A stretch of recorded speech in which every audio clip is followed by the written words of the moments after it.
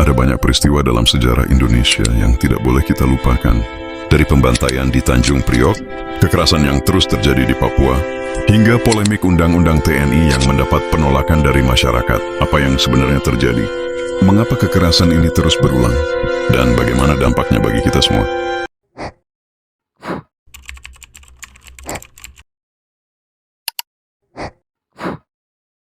Halo, selamat datang di Kang Abe Channel, edisi berita viral dan peristiwa serta sejarah. Kali ini saya akan bahas tentang tragedi dan kontroversi dalam sejarah militer Indonesia. Sejarah militer Indonesia tidak lepas dari berbagai peristiwa yang menorehkan luka yang mendalam bagi bangsa. Beberapa peristiwa melibatkan tindakan kekerasan oleh aparat negara terhadap rakyat sipil. Dua di antaranya yang paling mencolok adalah peristiwa Tanjung Priuk pada tahun 1984 dan berbagai insiden kekerasan di Papua, di mana masyarakat sipil menjadi korban dalam konflik yang melibatkan ABRI, sekarang itu TNI atau Tentara Negara Indonesia. Selain itu, dalam ranah politik dan hukum, penolakan terhadap Undang-Undang TNI juga menjadi bukti bahwa sebagai masyarakat khawatir terhadap kewenangan yang diberikan kepada militer. Ada ketakutan bahwa regulasi ini dapat memperkuat dominasi militer dan kehidupan. Mengingat sejarah panjang keterlibatan TNI dalam politik dan dugaan pelanggaran hak asasi manusia atau HAM. Dalam pembahasan ini, saya akan mengulas secara rinci tragedi kelam peristiwa Tanjung Priuk, kekerasan di Papua, serta mengapa masyarakat menolak pengesahan Undang-Undang TNI.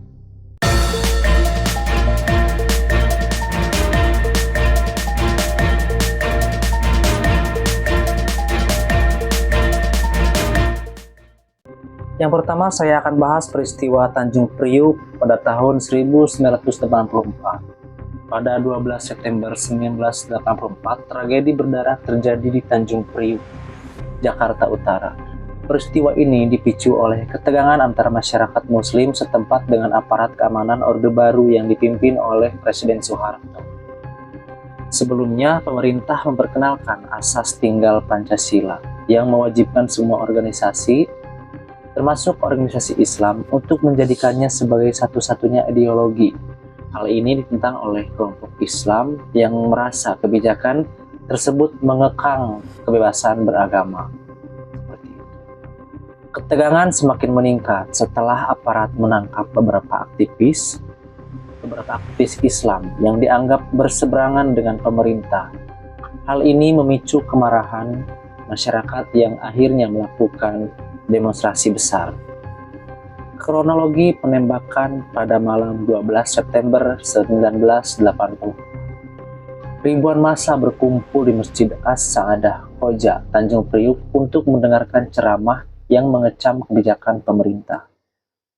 Ketika massa bergerak ke jalan untuk memprotes penangkapan aktivis, mereka dihadang oleh aparat ABRI, Angkatan Bersenjata Republik Indonesia yang sekarang jadi TNI. Tanpa peringatan yang memadai, aparat keamanan menembakkan peluru tajam ke arah massa. Banyak yang tewas seketika, sementara lainnya mengalami luka serius. Korban yang masih hidup pun ada yang ditangkap dan disiksa. Dampak dan akibat: diperkirakan ratusan orang tewas meskipun pemerintah hanya mengakui beberapa korban. Banyak korban yang dihilangkan secara paksa. Pelaku kekerasan dari pihak aparat tidak pernah diadili secara serius. Hingga saat ini, peristiwa Tanjung Priuk masih menjadi luka mendalam dalam sejarah HAM, hak asasi manusia di Indonesia. Dan banyak pihak menuntut keadilan bagi para korban. Yang kedua, kekerasan militer di Papua. Nah, latar belakang konflik di Papua sejak integrasi Papua ke Indonesia melalui PPRA 1969. Konflik antara masyarakat Papua dan aparat keamanan terus berlangsung. Banyak warga Papua yang menganggap PPRA sebagai hasil manipulasi pemerintahan Indonesia. Sejak itu, muncul perlawanan dari kelompok organisasi Papua Merdeka atau OPM yang ingin merdeka dari Indonesia. Pemerintah menanggapi dengan pengerahan militer dalam skala besar yang sering berujung pada pelanggaran HAM berat, hak asasi manusia berat. kasus-kasus kekerasan oleh militer di Papua. Berikut saya jelaskan beberapa insiden besar yang mencerminkan kekerasan militer terhadap masyarakat Papua. Sebagai berikut. Pertama, tragedi Biak pada tahun 1998. Demonstrasi damai di Biak dibalas dengan tindakan represif oleh ABRI, Angkatan Bersenjata Republik Indonesia. Yang kedua, banyak warga yang ditembak, ditangkap, dan beberapa bahkan dibuang ke laut. Wamena berdarah tahun 2000. Operasi militer menargetkan masyarakat sipil yang dianggap mendukung OPM atau Organisasi Papua Merdeka.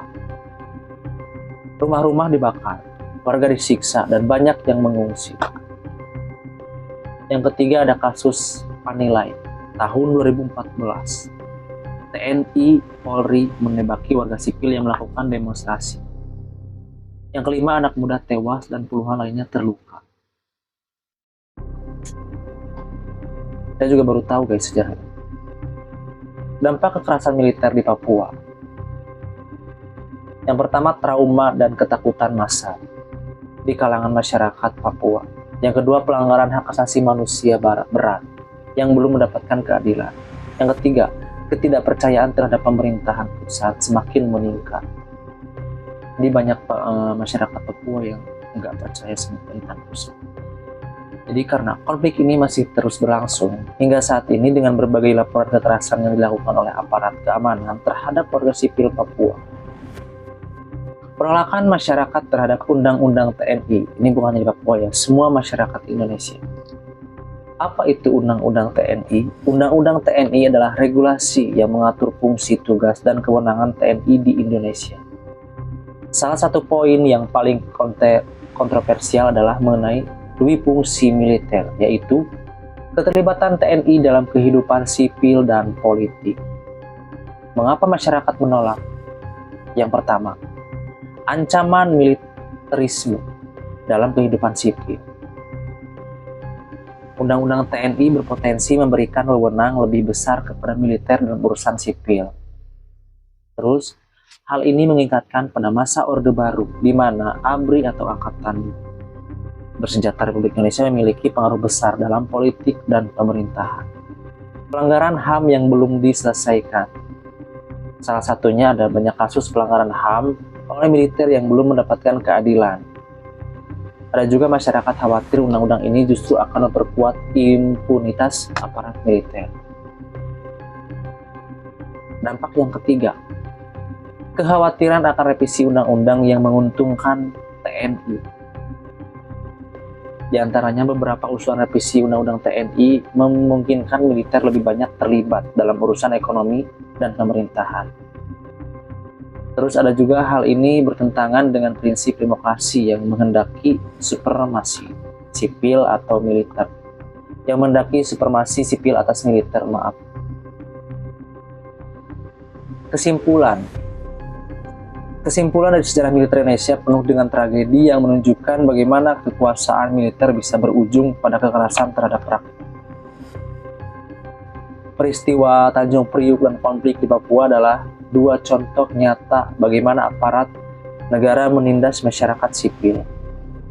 Sejarah adalah cermin. Jika kita tidak belajar darinya, kesalahan yang sama akan terus terulang. Tragedi seperti Tanjung Priuk dan kekerasan di Papua bukan sekedar catatan masa lalu, tetapi juga pengingat bahwa keadilan masih harus diperjuangkan.